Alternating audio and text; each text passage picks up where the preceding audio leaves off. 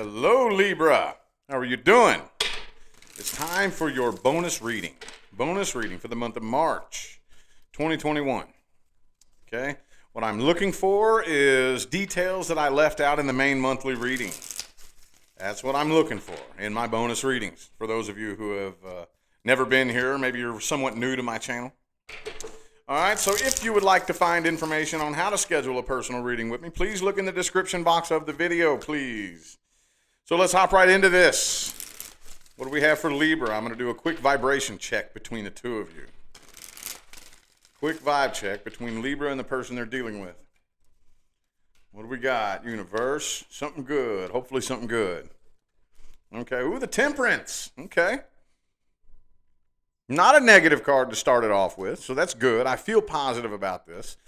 Even if some drama does pop off in the spreads, that Temperance energy is very, very good. That adds a very positive connotation to the energy, you know.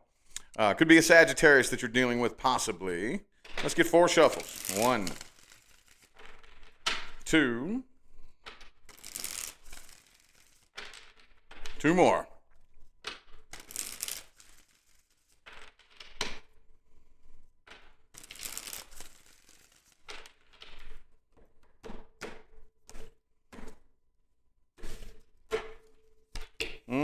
Okay, Ace of Wands reversed.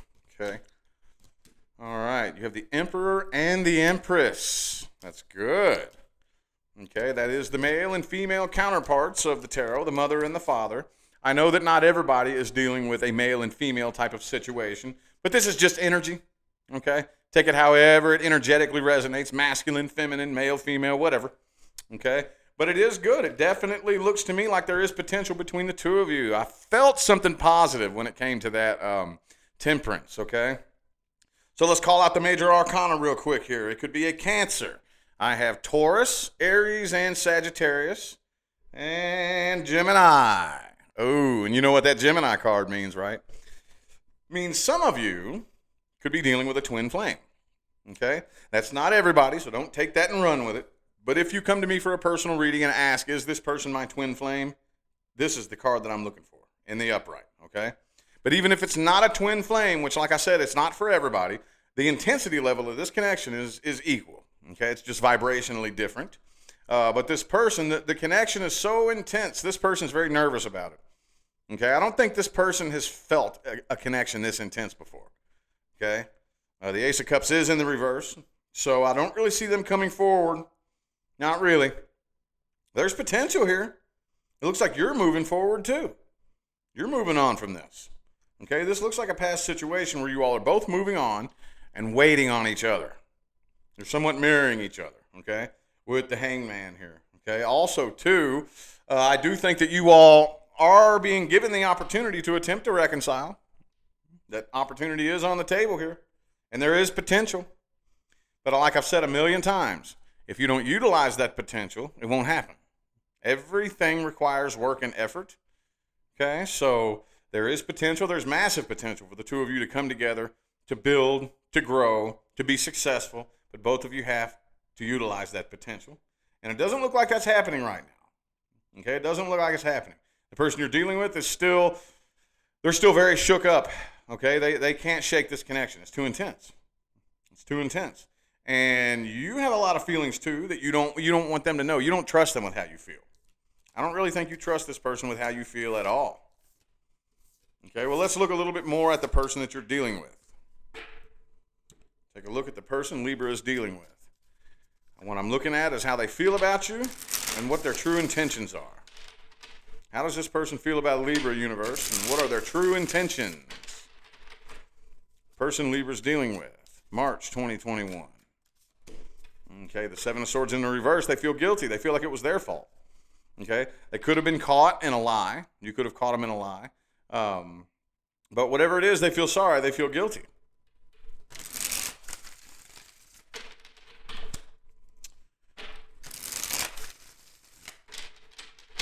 Two more shuffles.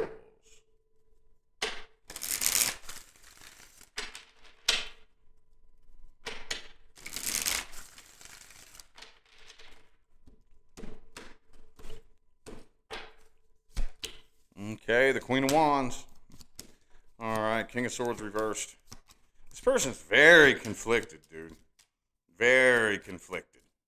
So they want to reconcile, but basically they don't really trust that the two of you could reconcile without conflict and arguments. They as badly as they want to, and they're a bit angry. I feel like their energy is starting to turn towards that of anger, of the way this turned out, and the fact that it didn't turn out the way they wanted it to. So King of Swords, Queen of Swords, both reversed. Could be another air sign that you're dealing with. They feel bad, but now I really start to feel like they're blaming themselves. They're starting to blame themselves. So they're really getting to this period where they're kicking themselves in their own ass because they feel like they sabotaged the connection. They feel like they're the ones that screwed it up, and they wish they didn't. They want to make it right, but they're not coming forward because in their mind, if I come forward and try to talk to Libra, they're just going to be mad at me and start a fight with me. And it's just going to turn into an argument, you know? So they really, again, they're blaming themselves. Could be an Aquarius that you're dealing with the Star card in the reverse here. They're blaming themselves and they're having a very difficult time getting over this, man. I don't know what else to say. Five of Pentacles reversed in the heart of the spread here. Okay, they want to come out of abandonment. They want to make this right. But they feel like it's too late. They feel like it's too late. Okay. Well, let's look at the most likely outcome. Most likely outcome based on the timelines you're on right now. Between Libra and the person they're dealing with for March 2021. What is Libra's most likely outcome, universe?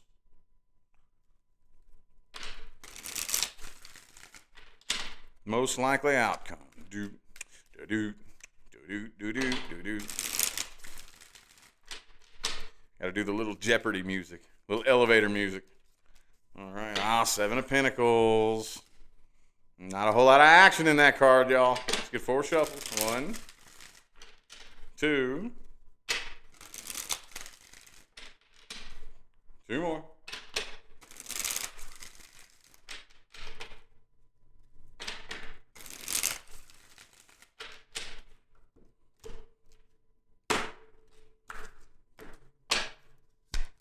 Okay, 6 of Pentacles reversed. 9 of Pentacles. There's that Star card again.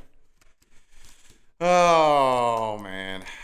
Okay, so I do see communication happening way later on down the line. Okay, but I really think that by the time this person reaches out, they don't really want to open up and let you know how they feel. So you'll hear from them, but it'll be kind of disguised as being kind of cold and distant. They're trying to play it cool, play it cold, you know, but they're going to do the best that they can to get your attention. Page of Pentacles, it is communication, it is an offer, but it's not very emotionally, it's not very filled with passion, you know, there's not a whole lot of excitement there. It's kind of cold, and basically the best example that I could give is the type of communication between you and the cashier at the gas station. You know, it's like, hey, how you doing? Yep, pretty good. Yep, that'll do it. I found everything just fine. Yep. All right, thank you. You have a good day. That type of, you know, it's very business oriented and casual and cold and distant. So that's what they're trying to play. Okay, but best believe there's a lot of passion hidden behind that. A lot of passion hidden behind that. But as far as coming forward and actually getting back together and doing the damn thing, I don't see that happening here. 7 of Pentacles, I don't really see that happening. Okay, well, let's look at the advice. This is the most important part. The advice. What advice do we have for Libra? Advice.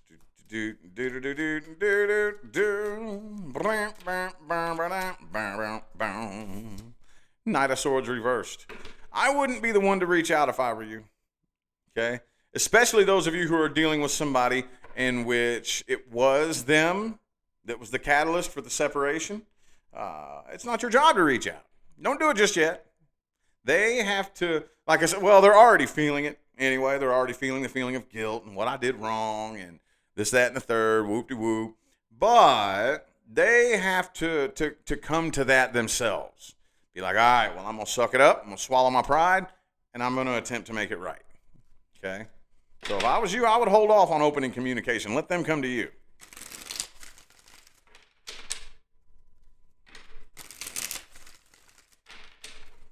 Three shuffles, 3 more.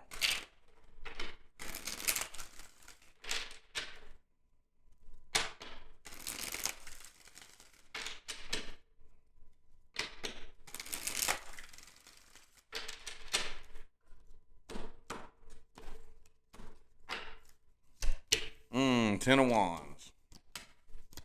Ace of Wands, Devil card, okay. So it's very important that you, okay, so a lot of you got into this situation. A lot of you. I know how you are, Libra. I know how you all like to roll.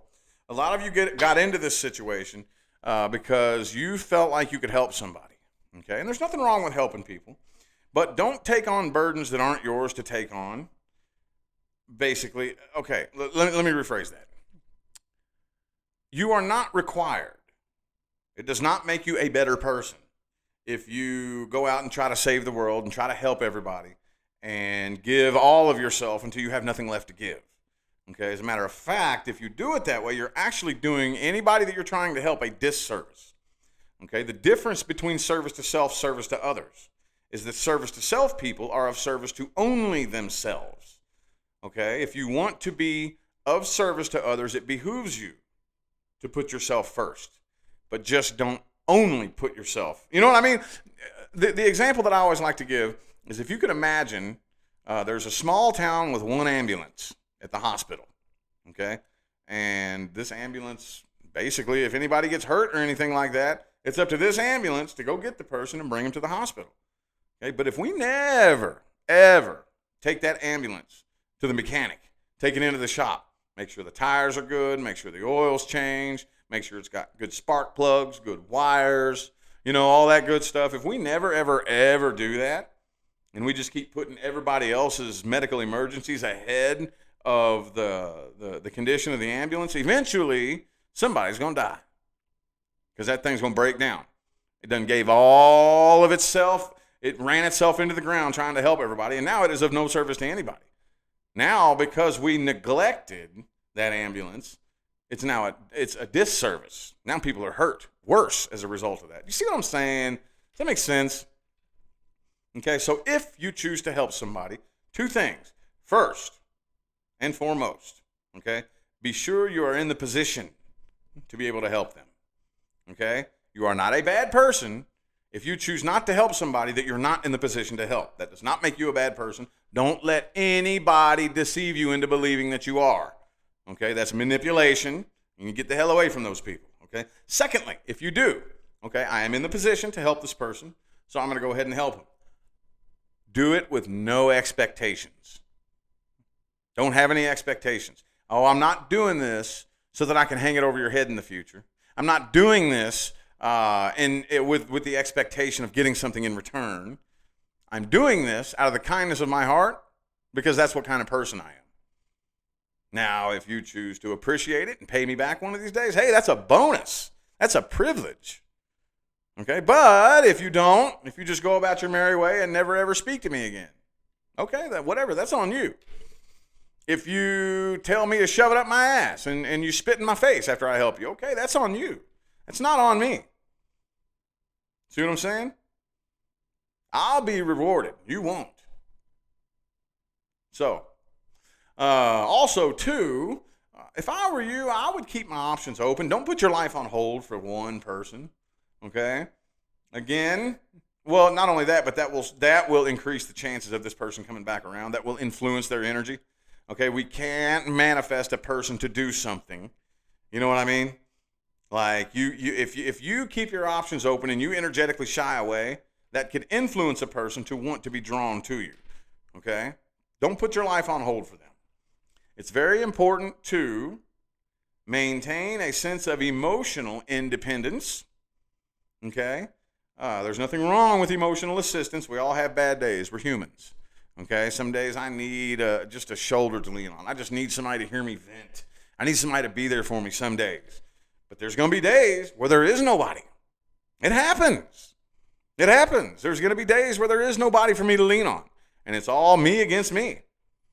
That's where my emotional independence and my ability to fulfill myself are very important. I need to have that at that point. Also, along with that, you need to make sure that you are not giving your outside world too much power over your emotional state. Okay, we need to take accountability for our own emotional state. And at the end of the day, it's always very important to at least step back. And I know these things are easier said than done. None of us are perfect.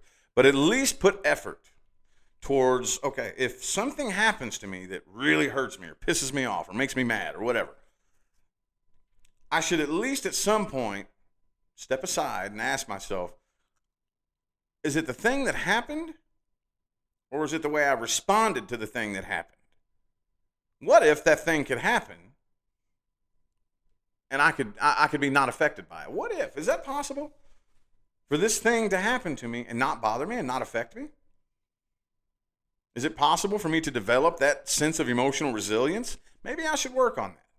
Maybe I should practice not having knee-jerk reactions. And if I have a knee-jerk reaction to somebody or something, that's my problem, not theirs. See what I'm saying? Very important. But I think probably the most important thing here is that you need to work on getting your strength back, and don't put your life on hold for one person. Live your life, go about your merry way, and let them do whatever inner work that it is that they need to do to eventually come back around and hopefully attempt to reconcile, because I do see potential here, okay? Anyway, I feel like that was your message, so I'm going to go ahead and end the reading here. I greatly appreciate every last one of you who tuned in and played along, and every last one of you who've been tuning in and showing love, support, and positive feedback on my channel throughout the last couple of years of my career here on YouTube. I greatly appreciate it, you guys. Don't forget to look in the description box of the video for information on how to schedule personal readings. I'm going to go ahead and get out of here now, y'all. Thanks again for tuning in. I'll see you sometime between now and the rest of all eternity. Y'all have a good day.